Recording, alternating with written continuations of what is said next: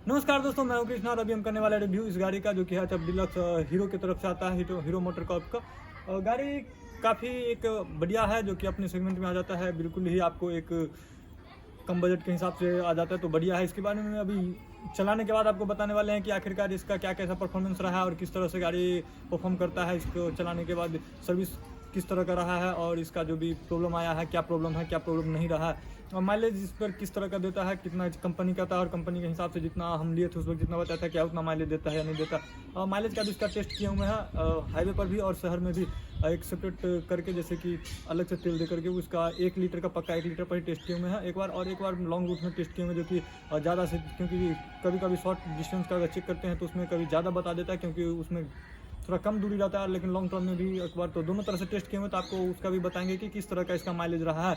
उसके बाद इसका सर्विसिंग वगैरह सबके बाद का क्या रहा और प्रॉब्लम इसमें क्या आया क्या नहीं आया है, तो उसके बारे में भी बात करेंगे।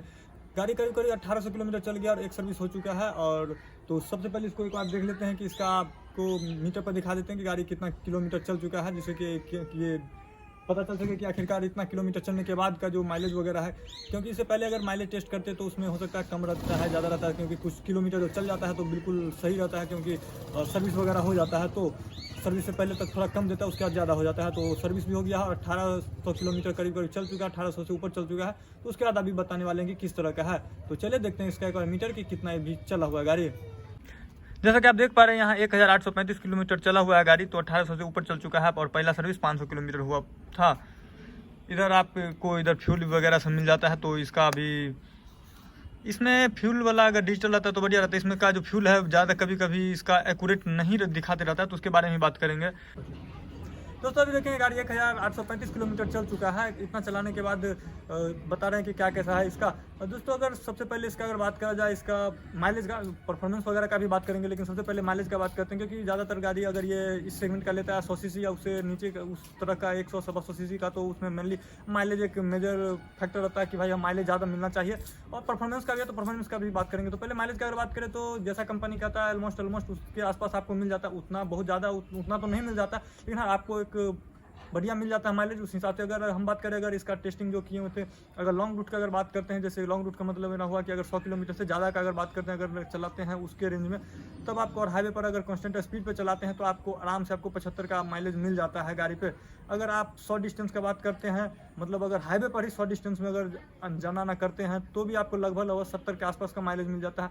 अब एक्चुअल 70 नहीं होगा, हो सकता है किसी को 70 से 72 भी मिल सके, किसी कभी आपको 68 भी मिल जाए, बट आपको उसके आसपास आपको मिल जाता है। अगर एक्चुअल अगर बात करें, जैसे कि अगर 1 लीटर अगर आप रख करके मेजर करते हैं, तो भी आपको लगभग 66 से 67, 66 टू 67 के आसपास का माइलेज आपको मिल जाता है। अगर मार्केट का बात करें कि शहर में आपको किस तरह का माइलेज देता है, तो शहर में आपको करीब करीब ये 60 से 65 का माइलेज आराम से देगा। 60 प्लस आपको रहेगा, यानी कि 65 के आसपास आपको माइलेज इजीली दे देगा, उसमें कोई आपको प्रॉब्लम नहीं रहने वाला है। उसके बाद अगर दोस्तों इसका बात करें नेक्स्ट परफॉर्मेंस का, कि किस तरह का है, 100 सीसी का है, गाड़ी में किस तरह का परफॉर्मेंस है, पावर कैसा है, तो पावर बिल्कुल सफिशिएंट है। आपको कहीं भी आपको इस तरह का जो प्रॉब्लम कहीं भी आपको नहीं आने वाला है कि कहीं पावर का कमी लगेगा इस तरह का।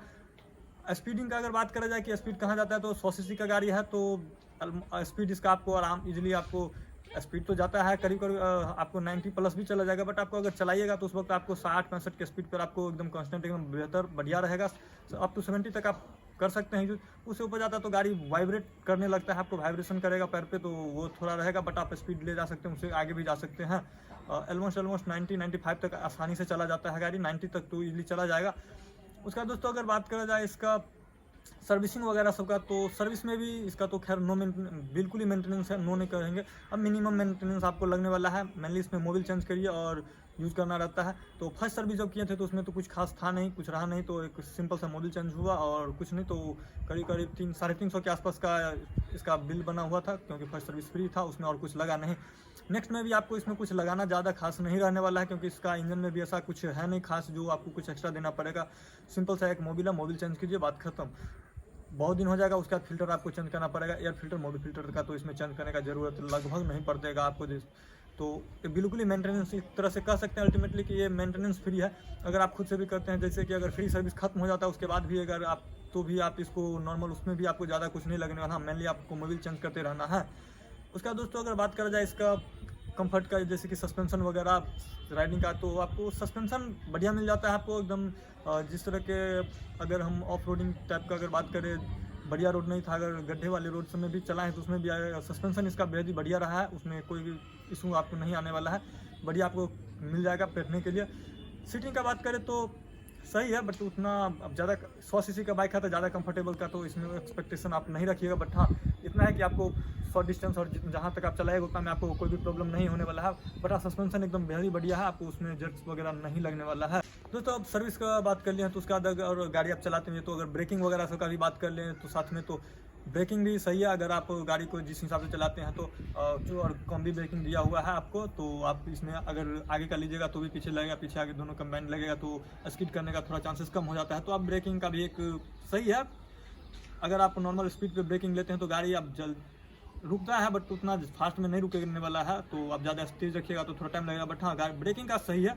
उसके बाद दोस्तों अगर बात करें इसका वारंटी वगैरह सबका, तो आपको वारंटी के लिए हाँ सर्विस में ही सर्विसिंग करवाना पड़ेगा, फ्री सर्विस के बाद भी तो वारंटी काम करेगा। 5 साल का जो वारंटी हीरो देता है। तो दोस्तों अभी तक बताएं गाड़ी का क्या किस तरह का है। अब इसका अगर बात करें इसका कुछ प्रॉब्लम्स वगैरह क्या कुछ उस तरह का है, तो दोस्तों मेनली अभी तक तो इसमें कोई प्रॉब्लम आया नहीं है। बट हाँ, इसका अगर प्रॉब्लम अगर लगा तो इसका एक ये फ्यूल मीटर है जो कि उसमें एक्यूरेट आपको नहीं दिखाता है। और कभी भी जैसे कि अगर फ्यूल देते हैं तो तेल अगर देते हैं तो कभी टैंकी ज़्यादा भी तेल आता है, बट वहाँ जो मीटर है वो पूरा ऊपर तक शो नहीं करता है पूरा कि कितना एक्चुअल में इसमें तेल है। तो एक तो प्रॉब्लम का है। अब इसको आप नेक्स्ट सर्विस में अगर जाएंगे तो क्या ये इसका प्रॉब्लम है या मीटर का है या इसके टैंकी में आ जाता है, टैंक में कोई प्रॉब्लम है पता नहीं, बट इस तरह का इसका प्रॉब्लम है जो कि बहुत दिन से चल रहा था। उसके बाद दोस्तों इसका और प्रॉब्लम एक और आ जाएगा आपको, ये कि इधर i3 वाला है जो कि अपन खुद से काम करने वाला है। ये पता नहीं कब काम करता है कब नहीं करता है, कभी कभी करने के टाइम पर भी काम नहीं करता है। तो एक हमारे हिसाब से नहीं लगता कि सही इसका कुछ काम का है, तो आप उसको भी कर सकते हैं। एक तरह का वो भी एक कोई काम का नहीं है। और मेनली प्रॉब्लम में इसका ये है कि फ्यूल का जो है वो प्रॉब्लम रहने वाला है, फ्यूल का है, तो अब उस तरह को आप सॉर्ट आउट करना पड़ेगा। हालांकि ये शुरू से ही है, जब लिए थे गाड़ी उस वक्त से ही था, तो लगा था कि पेट्रोल की वजह से है। बट इसको एक बार हर तरह से टेस्ट किए, कई बार दिए हैं, फुल किए हैं, हाफ किए हैं, फुल कम बेसी करके देखे, बट इसका प्रॉब्लम वही रहने वाला। दूसरा ये है कि इसमें दोस्तों अब जो भी आता है जैसे कि BS6 में और FI इंजन में भी जो भी आता है, तो उसमें ये था कि इसमें रिजर्व का आपको कुछ ऑप्शन इसमें लगाने का नहीं दिया जाता है अलग से कोई स्विच वगैरह से। तो और इसमें भी आपको यहाँ कोई इंडिकेटर नहीं देता है। तो कभी कभी उस तरह का एक प्रॉब्लम आपको ये लगेगा कि अगर फ्यूल अगर कम जा रहा है तो अब वो रिजर्व में है या नहीं, गाड़ी में कितना फ्यूल बचा हुआ है उसका एक आइडिया नहीं मिल पाता है। और साथ ही साथ ये आपका मीटर एक्चुअल आपको एक्यूरेट बता नहीं पाता है, जिससे कि आपको पता चलेगा कि हाँ गाड़ी कितना और भी अभी है।